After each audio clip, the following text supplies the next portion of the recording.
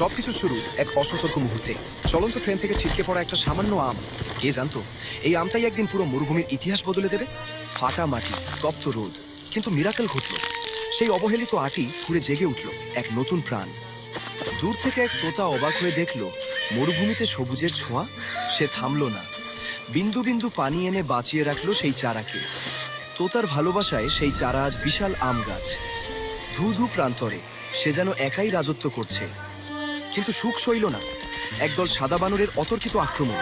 মুহূর্তেই তছনছ হয়ে গেল তোতার তিলে তিলে গড়া স্বপ্ন। নিচে পড়ে রইল শুধুই ধ্বংসস্তূপ আর তোতার চোখের জল। কিন্তু হিরোরা কি এত সহজে হারে?